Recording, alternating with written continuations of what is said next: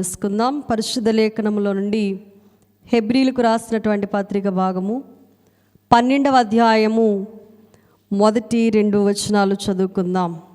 ఇంత గొప్ప సాక్షి సమూహము మేఘము వలె మనలను ఆవరించి ఉన్నందున మనము కూడా ప్రతి భారమును సులువుగా చిక్కులు పెట్టు పాపమును విడిచిపెట్టి విశ్వాసమునకు కర్తయు దానిని కొనసాగించు వాడునైనా యేసు వైపు చూచుచు మన ఎదుట ఉంచబడిన పందెములో ఓపికతో పరిగెత్తుదము. ఆయన తన ఎదుట ఉంచబడిన ఆనందము కొరకై అవమానమును నిర్లక్ష్యపెట్టి సిలువను సహించి దేవుని సింహాసనం యొక్క కుడిపార్శ్వమున ఆసీనుడై ఉన్నాడు. ఆమేన్. ప్రార్థన. మమ్మును అతి మిక్కిలిగా ప్రేమిస్తూ మా కొరకు సృజించబడిన మా నిమిత్తము ఏమి కావలియనో సమస్తము ధారాళముగా ఇచ్చుట నిమిత్తము ముందుగానే సమస్తాన్ని అమర్చిన తండ్రి స్తోత్రాలు. మేము వాటిని సరిగా అనుభవింపకపోవడాన్ని బట్టి కలిగినటువంటి అస్వస్థతలు తొలగించు నిమిత్తము వైద్యుడిగా ప్రత్యక్షమయ్యి మాలో ఉన్న తప్పిదములు క్షమించి మా పొరపాట్లు మన్నించి మాకు స్వస్థత దయచేయడానికి మా నిమిత్తము ఏర్పాటు చేసిన స్వస్థత శాలను బట్టి స్తోత్రాలు. ఈ స్వస్థశాలలో దేవా నీ మాట కొరకు వేచి ఉన్నాము. నువ్వు మాట్లాడితే మేము బాగుపడతాము. ఎందుకనగా వాక్కు పంపించి రోగులను బాగు చేసింది నీ మాట. అటు నీ మాట ద్వారా ఈ దినమందు నాతో మాతో అందరితోనూ మాట్లాడి మమ్మను బలపరిచి ధైర్యపరిచి మమ్మును ప్రభువా స్వస్థత పరచుమని యేసుక్రీస్తు వారి ఉన్నత నామమందు ప్రార్థించి వేడుకుంటున్నాను పరమ తండ్రి. ఆమేన్. పరిశుద్ధ లేఖనములో హెబ్రీలకు రాసినటువంటి పత్రిక 12వ అధ్యాయము ప్రారంభ 2 వచనాల్లో మనం చదివినట్లుగా ఎవరి వైపుకు మనం చూడాలి అనే విషయాన్ని ఇక్కడ మనకి చూపిస్తూ ఎవరి వైపు చూడాలట? యేసు వైపు చూచుచు. మన ఎదుట ఉంచబడింది పందెము. దానిలో మనకేముండాలట? ఓపిక తెచ్చుకొని పరిగెత్తాలి. మన ఎదుట ఉంచబడిన పందెం అంటే ఏమిటి అని మనం ఆలోచన చేస్తే మనకి రకరకాలైన పాపములు లేక వ్యాధులు బాధలు ఇవన్నీ కూడా కలుగుతూ ఉన్నాయి.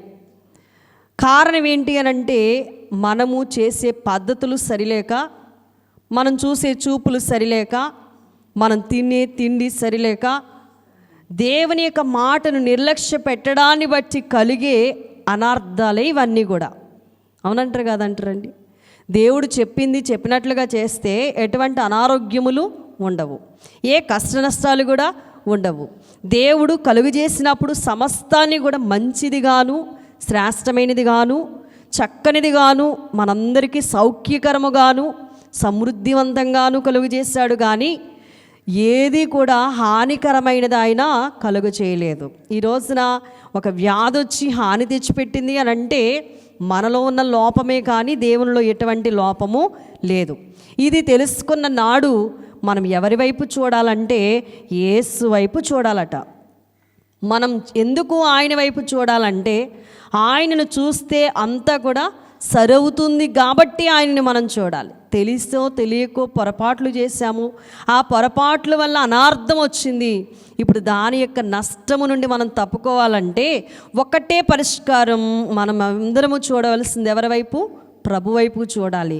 ఆయన వైపు చూస్తే ఏమవుతుంది, ఏంటి ప్రయోజనం అనే విషయాన్ని అపోస్తుల కార్యముల గ్రంథం 3వ అధ్యాయములో మరి అపోస్తులైనటువంటి వారు తెలియచేస్తూ లూకా గారు రాస్తూ 3వ అధ్యాయం 4వ వచనములో పేతురు గారు ఉన్నారు. అపోస్తులుడైన పేతురు గారు, యోహాను గారు కూడా వారిని తేరి చూసి అంటున్నారు, ఒక పుట్టుకతోనే ఎవడండి అతను? కుంటివాడైనటువంటి ఒక మనుష్యుడున్నాడు అక్కడ ఆ దేవాలయం దగ్గర. ఆ దేవాలయం దగ్గర భిక్షం అడుక్కుంటున్నటువంటి ఒక కుంటి భిక్షకుడితో వీళ్ళు ఏమని మాట్లాడుతున్నారంటే, చూడండి, పేతురును యోహానును దేవాలయంలో ప్రవేశింపబోనప్పుడు వాడు చూసి ఏమడుగుతున్నాడంట? భిక్షం అడుగుతా ఉన్నాడు. అప్పుడు వాళ్ళు అంటున్నారు, పేతురును యోహానును వారిని తేరి చూసి మా తట్టు చూడుము అని అన్నారంట 4వ వచనంలో. ఏమన్నారండి వారు? మా తట్టు తేరి చూడుము అని అన్నారు. మరి మా తట్టు చూడు అని అంటే వాడు ఏం చేశాడు? వారి యొద్ద ఏమైనా దొరుకును అని కనిపెడుతూ వారి యొద్ద ఏం చేశాడంట? లక్ష్యం ఉంచాడు. ఈ రోజున ప్రభువు కూడా చెప్తున్నారు, నీ బలహీనత తట్టు చూడకు, నీలో ఉన్నటువంటి గర్వము, నీలో ఉన్నటువంటి అతిశయమును బట్టి నీకు ఏర్పడిన ఆ బలహీనతను చూసి నీవేమి చింతించకు. నీవు చేసిన తప్పిదముల వల్ల ఏర్పడిన రోగాన్ని చూసి నీవేం భయపడకు, కానీ నా తట్టు తేరి చూడు. దేవుడు మాట్లాడుతున్నాడు. మనం అందరం చూడవలసింది ఎవరిని చూడాలి? పేతురు యోహానులా కాదు. వారు మా తట్టు చూడు అన్నారు, కానీ వాళ్ళు మరొక మాట మాట్లాడారు. ఏమని మాట్లాడారు వారు అని అంటే, పేతురు గారు అంటున్నారు, వెండి బంగారాలు నా దగ్గర లేవు, కానీ నీ వెండి కానీ బంగారం కానీ నీకేమైనా భిక్ష వేయడానికి నా దగ్గర డబ్బులేమి లేవు, కానీ నాకు కలిగినదే నీకు ఇచ్చుచున్నాను. ఏమున్నది నా దగ్గర? నాకంటూ ఏమీ లేదు. నాకున్నది ఒకటే ఒకటి, నేను నమ్ముకున్న నజరేయుడైన యేసుక్రీస్తు నామం, నేను పొందుకున్న శక్తివంతమైన ఆ నామములోనే నీకు నేను ఆజ్ఞాపిస్తున్నాను, నడు అని అన్నారండి. ఇప్పుడు మనం ఎవరిని చూడాలి? ఏమండి? ఆ మాట ఎవరైతే పలుకుతూ ఉన్నారో ఆ మాటలో ఏముందంట? స్వస్థత ఉంది. ఏ మాటలో? ఒక భక్తుడు అన్నాడు, యేసు మాటలో నా ఎంతో బలమున్నది, స్వామి మాటలో నా చాలా శక్తి ఉన్నది, యేసు మాట కోటి రూకల మూట, యేసు మాట కోటి రూకల మూట, యేసు మాటలో నా ఎంతో బలమున్నది, స్వామి మాటలో నా చాలా శక్తి ఉన్నది. యేసు వారి మాటలో ఏముందంట? శక్తి, స్వస్థత. యేసయ్య పలుకుతేనేనంటారా? యేసయ్య పలికితేనేనా, లేకపోతే ఇతరులు పలికిన మాటలో స్వస్థత ఉందా? ఆ విషయాన్ని ఇక్కడ పేతురు యోహాను గారిలో నుండి వచించిన మాట ఏ మాట? యేసు వారి మాట. ఏమని మాట్లాడారండి వారు? వెండి ఇవ్వలేదు, బంగారం ఇవ్వలేదు, మరి ఫలానా సహాయం చేస్తామని, వైద్యం చేస్తామని కానీ ఏమీ వాళ్ళు మాట్లాడలేదు. కానీ నజరేయుడైన యేసుక్రీస్తు నామమున పలికారు ఒక మాట. ఆ నజరేయుడైన యేసుక్రీస్తు వారి పేరు చెప్పగానే కుంటితనం కాస్త ఏమైపోయిందండి? బాగైపోయింది. ఏ నామానికండి? పేతురు యోహాను నామానికి కాదు సుమా, నజరేయుడైన యేసుక్రీస్తు నామము పేరులో, ఆ పేరులో ఏమైపోయిందంట? వాడిలో ఉన్న కుంటితనం కాస్త బాగైపోయింది. ఇప్పుడు కుంటివాడిని బాగు చేసింది పేతురు యోహానులు కాదు, అవునా? మరి చాలామంది అనుకోవచ్చు, ఫలానా చోటుకి వెళ్తే స్వస్థత, ఫలానా చోట్లో కాదు స్వస్థత. నీవు నమ్ముకున్న దేవునిలోనే ఏముంది? స్వస్థత ఉంది. నీవు ఎవరిని వైపు చూడాలి? ప్రభు వైపుకు తేరి చూడాలి. మనం వాక్యం వైపు తేరి చూడాలి. దేవుని వైపుకు మాత్రమే మనం చూసినప్పుడు దేవుడు ఖచ్చితంగా మనల్ని ఏం చేస్తారు? బాగు చేస్తారు. యెషయా గ్రంథం చూద్దాం. యెషయా గ్రంథం 19వ అధ్యాయాన్ని చూస్తే 22వ లేఖనములో వ్రాయబడినట్లుగా మనము చదివినప్పుడు, యెహోవా వారిని కొట్టును, స్వస్థపరచవలెనని ఐగుప్తీయులను కొట్టును, వారు యెహోవా వైపు తిరుగగా ఆయన వారి ప్రార్థనను అంగీకరించి వారిని స్వస్థపరచును. దేవుడే వారిని కొట్టినా, దేవుడే వారిని ఒకవేళ మరి మొత్తినా కూడా వాళ్ళట దేవుని వైపు తిరిగితేనంట వారి ప్రార్థనకి ఏమిస్తాడటండి? దేవుని ద్వారానే ఒకవేళ అస్వస్థత కలిగినా కూడా ఆ దేవుని వైపుకు తిరిగి ఎవరైతే మొరక్కుకొని ఆయనకి విజ్ఞాపన చేస్తారో దేవుడు వారి ప్రార్థనకి ఏం చేస్తారట? నెరవేర్పిస్తారు, స్వస్థపరుస్తారు. అందుకని మనం ఎవరి వైపు చూడాలి? డాక్టర్ వైపా? దైవజనులు రాశారు, హాస్పిటల్లో ఉన్న రోగి ప్రభువా ఎవరిని చూస్తారు? డాక్టర్నే గారిని కదా. రోగి ఎవరిని ఆశ్రయిస్తారండి? రోగి ఒక రోగి హాస్పిటల్లో ఉన్నాడంటే ఆ రోగి తలంపంతా కూడా ఎప్పుడు వస్తారు డాక్టర్ గారు, ఎప్పుడు వస్తారు డాక్టర్ గారు, ఎప్పుడు నాకు ట్రీట్మెంట్ ఇస్తారు, ఎప్పుడు మంచి మెడిసిన్ అందుకుంటాను అని రోగి ఎలా అయితే డాక్టర్ వైపు చూస్తాడో, పరమ వైద్యుడైన క్రీస్తు వైపుకు మనం చూసినట్లయితే మనలో ఉన్న వ్యాధిగ్రస్తం అంతా కూడా కొట్టివేస్తాడు, తీసివేస్తాడు, బాగు చేస్తాడు. అందుకే మనం చూడవలసింది మనుషులని, డాక్టర్లని కాదండి, అవి కలుగజేసిన సృష్టికర్త వారిని. మూలికలు పుట్టించింది నీ కొరకు, నా కొరకు. వాటిని ఔషధాలుగా చేయించింది నీ కొరకు, నా కొరకు. ఆ గొప్ప తండ్రి వైపుకు మనం చూడాలి కానీ తప్ప వాటి వైపుకి వీటి వైపు కాదు అని దేవుని యొక్క లేఖనం సెలవిస్తూ ఉంది. ఇప్పుడు మనం చూడవలసింది ఎవరినంట? ప్రభు వైపుకు చూస్తేనట మనకి స్వస్థత కలుగుతుంది. మార్కు సువార్త 5వ అధ్యాయములో ఉన్నటువంటి ఒక స్త్రీ గురించి మనము బావుగా ఎరిగిన వారమై ఉన్నాము.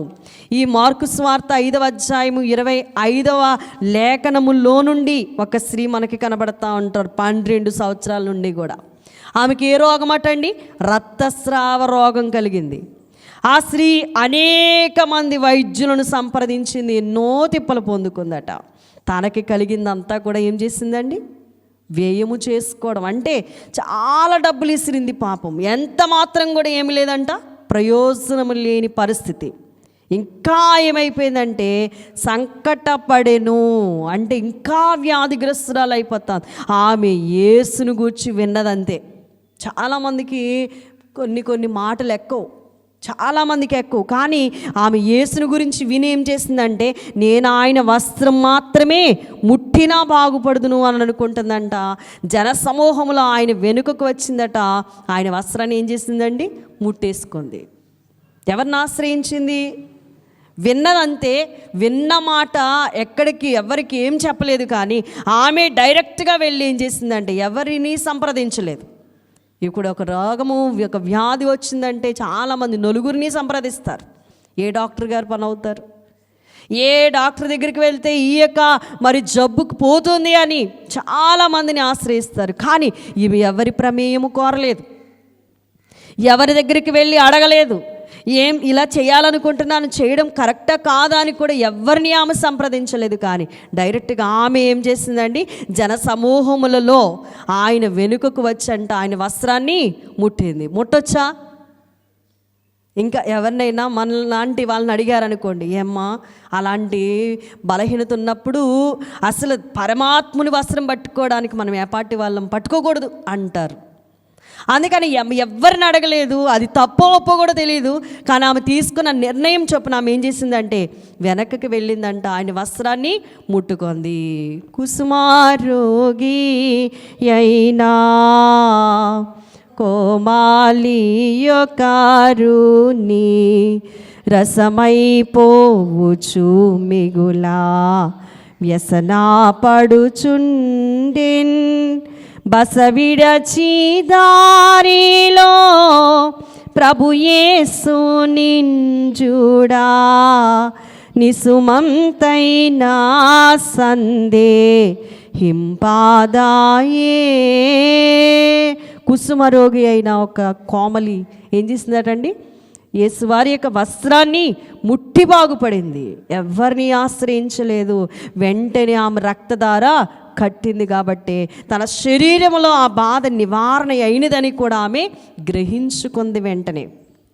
వెంటనే యేసువారు కూడా మాట్లాడుతున్నారు, అయ్యో నాలో ఉన్న ప్రభావం బయటికి వెళ్ళింది అని ఆయన చెప్తూ ఉన్నప్పుడు ఆమె భయపడింది. కానీ ముట్టింది ఎవరు అని అన్నప్పుడు ఆ స్త్రీ ఏం చేసిందంట?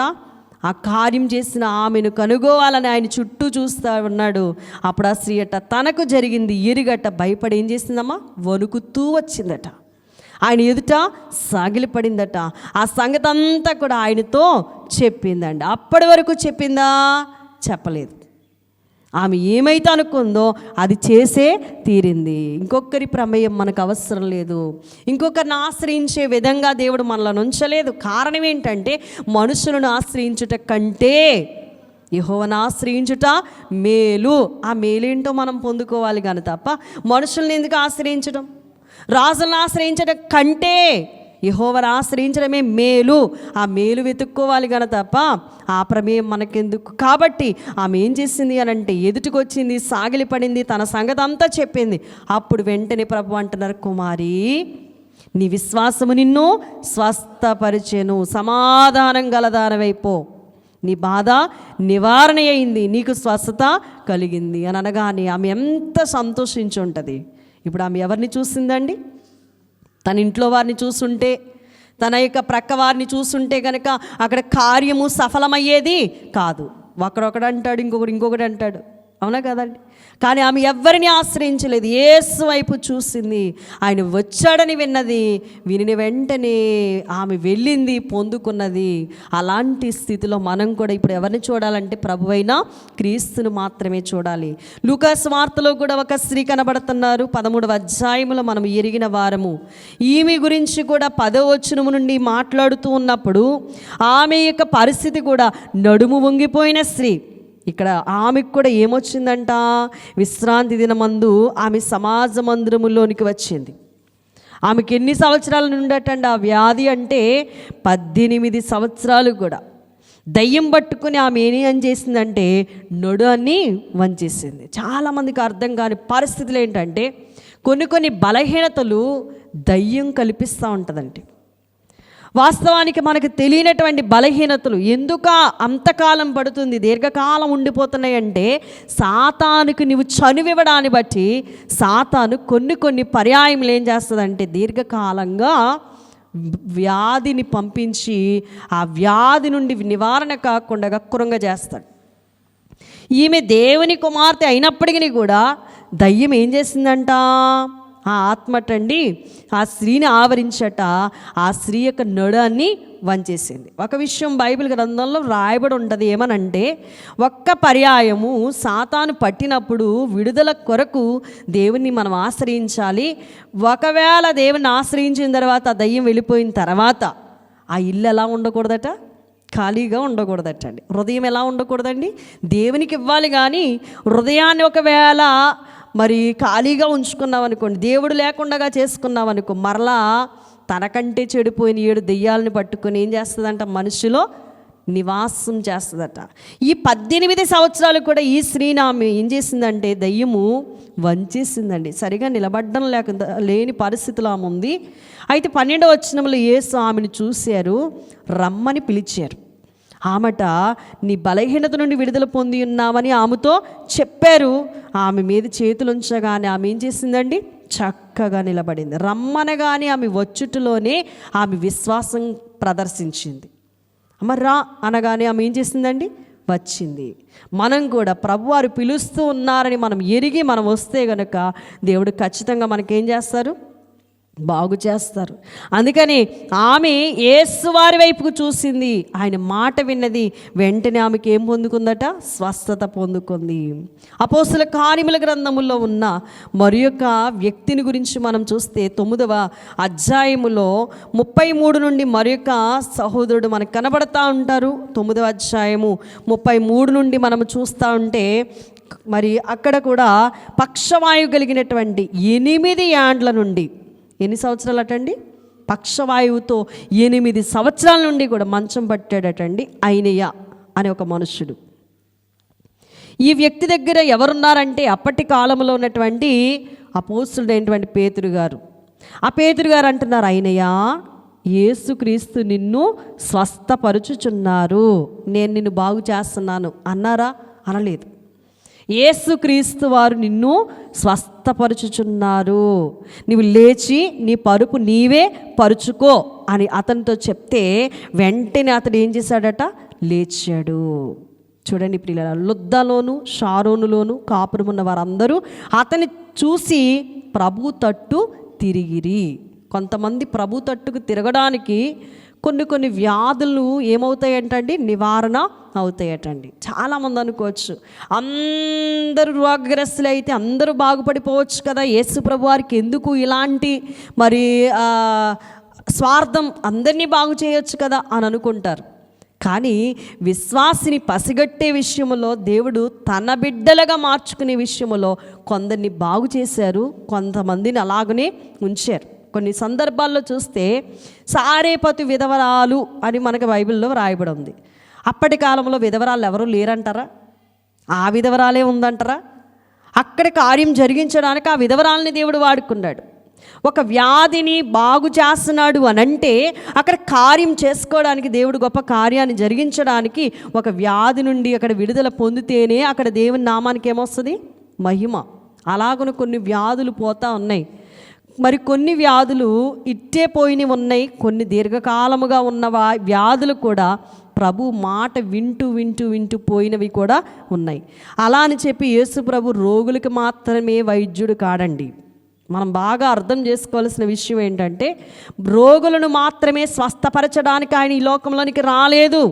రోగముతో ఉన్నా కూడా చూడండి, మనకు ఒక విషయాన్ని మనం గమనిస్తే, మరి లాజరు మృతి పొందక ముందు అతని శరీరం అంతా ఎలా ఉందండి?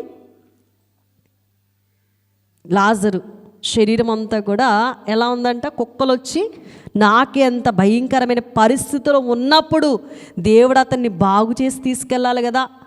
కానీ దేవుడు ఏం చేశాడండి? దేవదూతలకు అప్పగించాడు. తన దేహాన్ని చక్కగా వారు తీసుకెళ్ళిపోయి పాతి పెట్టారు. ఇప్పుడు లాజరు దేహం, పరమందున్న దేవుని అబ్రహాము రొమ్మును ఆనుకున్న లాజరు దేహం ఎలా ఉందండి? ఎలా ఉందని చెప్పండి. అబ్రహాము రొమ్మున ఉన్న లాజరు యొక్క దేహం కురుపులతో ఉందంటారా? లేదు, పసిపిల్ల దేహం, చక్కని దేహం. అంటే వ్యాధి ఉందా లేదా, లేక అది దానితో మరి సంబంధించి కాదండి. ప్రభు చేస్తే చేయొచ్చు, చేయకపోతే చేయకపోవచ్చు. ఒక విషయం మనకు బాగా అర్థం అవ్వాలంటే, మనకి శద్రకు, మేషకు, అబేద్నెగోలను చాలా చక్కగా స్పష్టంగా అర్థమయ్యే రీతిలో వారు చెప్పారు. మా దేవుడు రక్షించే సమర్థుడు. ఒకవేళ రక్షించకపోయినా ఏం పర్వాలేదు, ఎందుకంటే ఒకవేళ మేము అందులో పడి చచ్చిపోయినా మాకేమీ హాని రాదు. శరీరాలు అయితే తగలబడతాయి, కానీ మా ఆత్మను మాత్రం దేవుడు ఏం చేస్తాడు? చక్కగా తీసుకెళ్ళిపోతాడు. వ్యాధితో సంబంధం కాదండి. ఒక మనిషిని దేవుడు కోరుకున్నప్పుడు దైవజనులు దేవదాసయ్య గారు అన్నారు, ఆయన ప్రస్తావించిన మాట మనకు అర్థమైతే దేవుడు ఎంత గొప్పవాడో మనకు అర్థమవుతుంది. ఆయన అంటారు ఏమనంటే, మరి వ్యాధిలో కూడా నివారణ కలిగించే మేలు చేసే దేవుడు మనకున్నారు అని అన్నారు. ఏంటి ఆ యొక్క శరణంలో చూస్తే, మరి మనము ఆలోచన చేసినప్పుడు ఒక శరణంలో ఒక మాట ఉంటుంది. ఏంటి అంటే చూడండి, వ్యాధి మేలు అని రాస్తారు. ఒకదరిని జబ్బుండా ఒకదరిని మేలు అని రాస్తారు. ఒకదరిని జబ్బున్నా కూడా ఒకదరిని ఏం పంపిస్తాడంట? జబ్బున్నా కూడా ఏముందని మురిసిపోవాలట? మేలుంది. కానీ చాలామందికి మేలు చూడరు, జబ్బు వచ్చింది, జబ్బు పోవట్లేదు, దేవుడు ఏం చేశాడు అనుకున్న వాళ్ళకి ఎప్పటికీ దేవుడు అర్థం కాడు. అలా కొన్ని రోగాలు అలా ఉన్నా కూడా దానివల్ల ఎటువంటి హాని రాదు. మనం అర్థం చేసుకోవడంలో ఉంది సమస్య. ప్రియులారా, మనం దేవుని బాగా అర్థం చేసుకుంటే కనుక మన మీదకి ఒక వ్యాధి వచ్చినా, ఒక బాధ వచ్చినా, ఒక ఇబ్బంది వచ్చినా, ఒక కరువు వచ్చినా దేవుడు ఉన్నాడు నాకేంటి అని ఉంటాము. కానీ మరి దేవుని లేనటువంటి వారు ఏం చేస్తారంటే చిన్నదానికి పెద్దదానికి మరి చాలా తల్లడిల్లిపోతూ ఉంటారు. దేవుడు ఉన్నప్పుడు ఏది కూడా ఏ హాని చెయ్యనియ్యడు. ఇది ఆయన ఆర్డర్. కనుక నీవు చల్లగా ఉంటే ఉండు, లేక వెచ్చగానైనా ఉండు, కానీ నులివెచ్చని స్థితిలో నీవు ఉండకూడదు. జబ్బున్నా జబ్బు లేకున్నా, నీకు ఆరోగ్యం ఉన్నా ఆరోగ్యం లేకపోయినా, నీవు ఐశ్వర్యవంతుడైనా ఐశ్వర్యం నీకు లేకున్నా, నీవు ప్రభుని కలిగి ఉండడమే నీకు మేలు. ఆ మేలును వదులుకొని లేని దాని కొరకు ఆశపడడం అసలు సమంజసం కాదు. మీకు అర్థమైందని అనుకుంటున్నాను. కనుక మనము ఆలోచన చేయవలసిన అంశం ఏంటి అని అంటే, పక్షవాత రోగి 8 సంవత్సరాలు కూడా మరి బాధపడ్డాడు. అప్పుడు పేతురు గారు ప్రభువారి యొక్క నామములో అతనికి ఏమిచ్చాడండి? స్వస్థతనిచ్చాడు. ఆ 8 సంవత్సరాల ముందే బాగు చేయొచ్చు కదా, చాలామంది అనుకోవచ్చు. కనుక ప్రియులరా, చాలామంది గడుసుగా మాట్లాడుతూ ఉంటారు, కానీ దేవుని యొక్క సన్నిధి చాలా గొప్పది. కాబట్టి మనం కోరుకోవాల్సింది ఏంటంటే, ప్రభువా నీ సహాయం నాకు కావాలి, నీ మేలు నాకు కావాలి, నీవు నాకు కావాలి.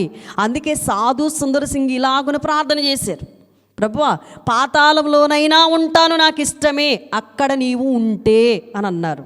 ఎక్కడండి? పాతాళం కూడా ప్రభు ఉంటే ఎలా ఉంటుందంట? దానికి ఉదాహరణ షద్రకు మేషకు అబేద్నెగోలే. అది అగ్నిగుండం, కానీ వారికి ఏ గుండం?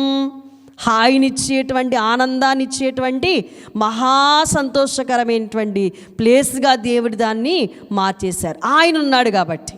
అందుకని ఆయన మనతో ఉంటే జబ్బు కాదు కదా, ఇబ్బంది కాదు కదా, ఏది మనకి ఏ హాని చెయ్యదు. ఇది సత్యం. దాన్ని మనం గట్టిగా నమ్మాలి. ప్రభుని నమ్ముకున్నామంటే కాదు, కానీ ఆయన్ని మనం స్వయసిత్తాల ఆయన్ని బాగా అనుభవించడానికి మనం ఎప్పుడైతే కృషి చేస్తామో, ఆయన వైపు చూస్తామో, దేవుడు మన కొరకు ఒక తీర్మానము, ఒక నిర్ణయం కలిగి ఆయన మనలో పని చేస్తూ ఉంటారు. ఇది మనం నేర్చుకోవాల్సినటువంటి విషయం. అయితే ప్రియులరా, మత్తయి సువార్తలో కూడా, మత్తయి సువార్త 4వ అధ్యాయమును చూస్తే 23వ లేఖనం ఇలాగున మనతో మాట్లాడుతుంది. అక్కడ యేసు వారి సమాజ మందిరములలో బోధించుచు, దేవుని రాజ్యమును గూర్చిన స్వార్థను ప్రకటించుచు, ప్రజలలోని ప్రతి వ్యాధిని రోగమును స్వస్థపరచుచు గలిలయ యందంతటా సంచరించాను. ఆయన కీర్తి సిరియా దేశమంతటా వ్యాపించాను. నానా విధములైన రోగముల చేతను, వేదనల చేతను పీడింపబడిన వ్యాధిగ్రస్తులను అందరినీ, దయ్యము పట్టిన వారిని, చాంద్ర రోగులను, పక్షవాయువు గల వారిని వారు ఆయన యొద్దకు తీసుకుని రాగా ఆయన వారిని స్వస్థపరిచెను. అందరినీ బాగు చేసేసాడు ఆయన. అందుకనే మన దైవజనులు గురువర్యులు ఫాదర్ ఎం దేవసాయి గారు అన్నారు, ఆయన గురించి రాయాలంటే నా వయస్సు సాలదు, ఈ వసిదే పట్టదన్నారు. అంత గొప్ప అద్భుతకరుడు యేసు ప్రభుల వారు. చాలామంది ఈ మత్తయి సువార్త, మార్కు సువార్త, లూకా సువార్త, యోహాను సువార్తలు మాత్రమే చదివి ఇవే అద్భుతాలు అనుకుంటారు. ఆయన నిత్యము అద్భుతకరుడే, ఆశ్చర్యకరుడే. ఆయన నిత్యము మన విషయములో వ్యాధిని బాగు చేసే వైద్యుడే. నమ్మినప్పుడే ఆయన ఏం చేస్తాడంట? బాగు చేస్తారు. అందుకనే ఇది ఏమీ పట్టదు. అంత గొప్ప ఆశ్చర్యకరుని మనం కలుగున్నాం. అన్ని అద్భుతాలు భూమి మీద విస్తరించాయి. దేవుని నామములో ఎన్నో వ్యాధులకి నివారణ కలిగింది. కాబట్టి మనం చూడవలసింది ఎవరిని చూడాలంటే ప్రభువైన యేసును మాత్రమే మనము చూడాలి. రోగముతో ఉన్నటువంటి మనము చూడవలసింది యేసు వారిని చూడాలి. ఆయన బాగుపడంటే బాగుపడు, లేదు అంటే ఆయన చిత్తం వైపుకు నువ్వు వేచి ఉండు. పౌలు గారు అంటారు, పౌలు గారిలో కూడా ఒక బాధ, ఒక కష్టం ఉన్నప్పుడు కూడా ఆయన శిరస్సు వహించారు. ప్రభు చిత్తానికి శిరస్సు వహించాడు కనుకనే అది ఒక ముళ్ళైనప్పటికీ కూడా దేవుణ్ణి బట్టి అతడు ఏం చేశాడు? దానిని కూడా అనుభవించడానికి ఇష్టపడ్డాడు. అలాగన విశ్వాసులమైన మనం ఒకవేళ వ్యాధి ఉన్న, బాధ ఉన్న, మనం చూడవలసింది ఎవరిని అంటే ప్రభువైన యేసును మాత్రమే మనము చూడాలట. అప్పుడు దేవుడు మనకి సంపూర్ణ స్వస్థత కలుగు చేస్తారనే విషయాన్ని మనకి బాగుగా అర్థమయ్యేటట్టుగా గ్రంథకర్తలు రాసిన వారు ఉన్నారు. పిలిపి పత్రిక చదువుదాం ఒకసారి. పిలిపిలకు రాసినటువంటి పత్రిక భాగములో నుండి 3వ అధ్యాయము 13వ లేఖనములో, సహోదరులారా, నేను ఇదివరకే పట్టుకుని ఉన్నానని తలంచుకొనను, అయితే ఒకటి చేయుచున్నాను, వెనుక ఉన్నవి మరచి ముందున్న వాటి కొరకై వేగిరపడుచు క్రీస్తు యేసునందు దేవుని ఉన్నతమైన పిలుపునకు కలుగు బహుమానమును పొందవలనని గురి యొద్దకే పరుగెత్తుచున్నాను. ఇదివరకే నేను గెలిచానని అయినను, ఇదివరకే సంపూర్ణ సిద్ధి పొందానని అయినను నేను అనుకోవడం లేదు, కానీ నేను దేని నిమిత్తం క్రీస్తు యేసు చేత పట్టబడ్డానో దాన్ని పట్టుకోవాలని ఏం చేస్తున్నాడట? పరుగెత్తుతూ ఉన్నాడట. ఎందుకొరకు పరిగెడుతున్నాం మనం ఇప్పుడు? స్వస్థశాలకు వచ్చిన ప్రతి రోగి కూడా బాగు చేస్తాడని పరిగెడుతున్నామంటారా? కాదు. అందుకని దైవజనులు రాశారు, ఆత్మీయ స్వస్థత. శరీరానికే కాదండి స్వస్థత. మనం దేనికి చేకూర్చుకోవాలి స్వస్థత? ఆత్మకు స్వస్థత కలిగించుకోవాలి. ఆత్మకు మలినం అంటినప్పుడు, ఆత్మ దేవునికి వేరు కాకుండా ఆత్మీయంగా కూడా మనం ఏం పడాలట? స్వస్థపడాలని మనం దేవుని సన్నిధికి వేగరముగా వచ్చి ఆయనిచ్చేటువంటి ఉన్నతమైన ఆ బహుమానముల వైపు ఎదురు చూడాలట. మనం గురి కలిగిన వారము, క్రీస్తు ఇక్కడ ఉన్నారు అని మనం పరుగెత్తుకుంటూ వచ్చాం కనుక ఆయన వైపుకు మాత్రమే మనం ఏం చేయాలంటే చూసి ఆయన సహాయాన్ని మనము పొందేవారముగా ఉండాలి. ఆయన వైపు చూస్తే ఆయన మనకేం చేస్తారంటే సహాయము చేస్తారు. చూడండి ప్రియులారా, యోబు గ్రంథంలో ఒక మాట 26వ అధ్యాయము 2వ లేఖనములో యోబు భక్తుడు వ్రాసినటువంటి మాటలు చూసినట్లయితే అక్కడ శక్తి లేని వానికి నీవు ఎంత సహాయం చేసితివి? బలములేని బాహువును ఎంత బాగుగా రక్షించితివి అని మరి క్వశ్చన్ మార్క్ పెట్టారు. మనం ఆలోచన చేసినట్లయితే శక్తి లేని వారికి ఎవరు సహాయం చేస్తారు? ఏమండి, బలం లేనటువంటి వారికి ఎవరు బలమిస్తారు? దేవుడే. కాబట్టి మన సహాయకులు ఎవరట? ప్రభువే. సహాయం కలుగు చేయవారు ప్రభువే. ఆయన సహాయం కోరి మనం వచ్చాం గనక ఆయన మనకేం చేస్తారట? సహాయం చేసి రక్షించి కాపాడి బలపరిచే దేవుడు మనకున్నారు కనుక మనం వంకర టింకరగా చూడకూడదు. మన చూపులు ఎలా ఉండాలంటే ప్రభు వైపుకు మాత్రమే చూడాలట. అలాగును చూస్తే ఖచ్చితంగా మనము ఆశీర్వదించబడతాం. అలాగూ యేసు వైపుకు చూస్తూ యేసువారు ఇచ్చేటువంటి సంపూర్ణ స్వస్థత పొందుకొని యేసువారితో నిత్యం ఉండే భాగ్యం దేవాది దేవుడు మనందరికీ దయచేయునుగాక. ఆమేన్. మేఘారుడుగా మా మధ్యకు వేం చేసి మాతో మాట్లాడిన తండ్రి స్తోత్రాలు. ఈ వాక్యం మా హృదయములో పదిలం చేసుకునే భాగ్యం దయచేయమని యేసు శక్తివంతమైన నామములో ప్రార్థన అడిగి వేడుకుని పొంది ఉన్నాను పరమ తండ్రి. ఆమేన్. అందరికీ మరణాత.